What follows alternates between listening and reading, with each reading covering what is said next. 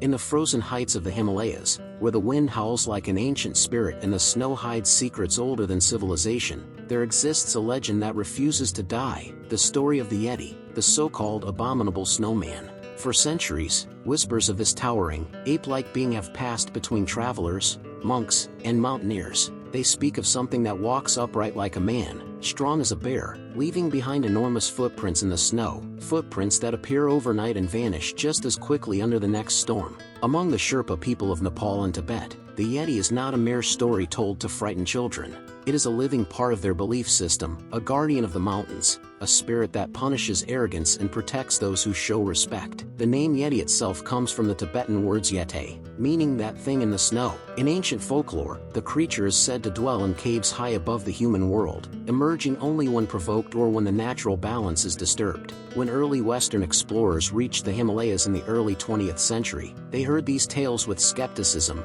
until they began finding strange footprints themselves. In 1921, during a British reconnaissance expedition on Mount Everest led by Charles Howard Berry, climbers discovered a trail of massive tracks stretching across the ice. Their Sherpa guides insisted they belonged to the Midokongmi, the man-bear snow creature. But when the story reached London, the phrase was mistranslated as Abominable Snowman. That single headline transformed a local legend into a global mystery. 3 decades later, the legend erupted again.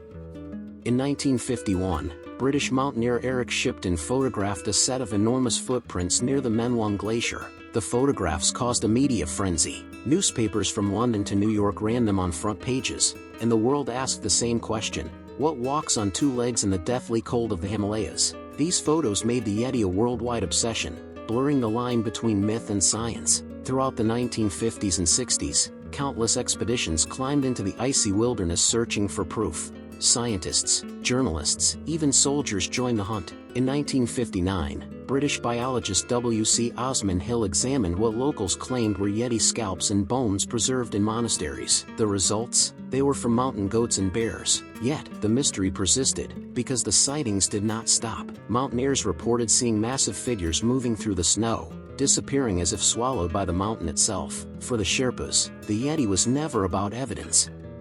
It was a lesson that the mountains are alive, that nature has boundaries which humans should never cross. Monasteries still keep supposed Yeti relics as sacred objects, believed to offer protection against evil. Villagers speak of the Yeti in hushed tones, as both a warning and a blessing, a reminder that not all of creation has been mapped or measured. Meanwhile, in the rest of the world, the Yeti became a symbol of the unknown. Across continents, similar stories emerged. In North America, the Bigfoot; in Russia, the Almas; in China, the Yeren. These myths, separated by oceans and cultures, all spoke of the same idea, that somewhere out there, beyond the edge of civilization, a hidden creature watches us from the shadows. Anthropologists began to suspect that such legends might not be coincidence. They could be ancient memories, passed down from a time when early humans lived alongside other hominid species like Neanderthals and Denisovans. Could the Yeti be a distant echo of those long-forgotten encounters? During the Cold War, the Yeti even caught the attention of global powers.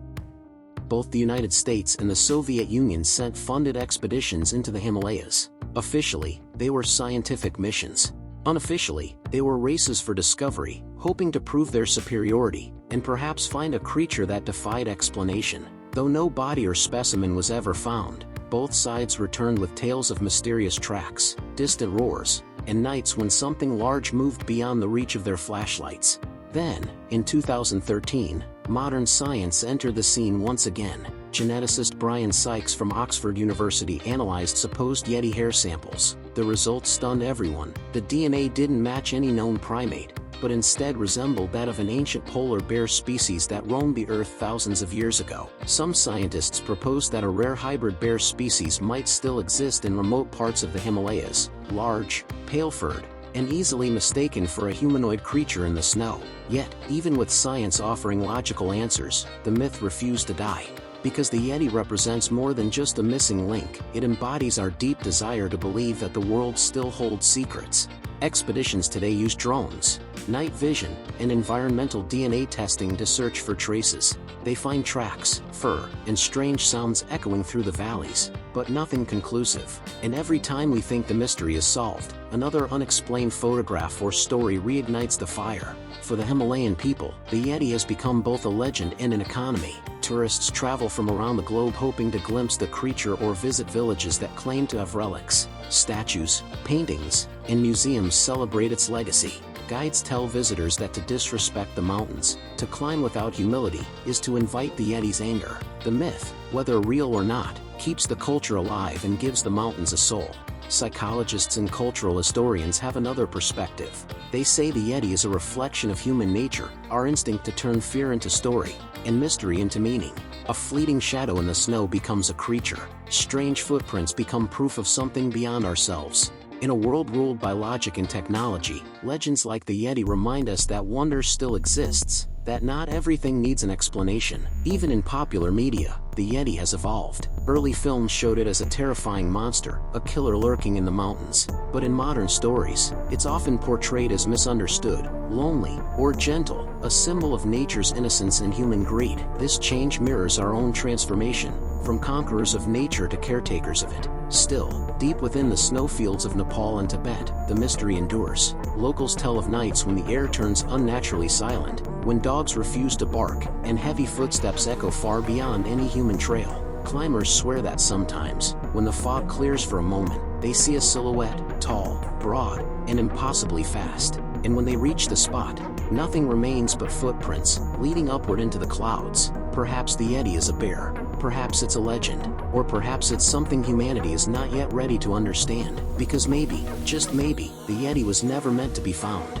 Maybe it exists to remind us that the world still holds mysteries, that even in an age of satellites and science, the unknown still breathes. High in the Himalayas, where storms erase all signs of life and silence speaks louder than words, the Yeti remains, a question carved into the ice, a whisper carried by the wind, and a reflection of our eternal hunger to believe that something extraordinary still walks among us.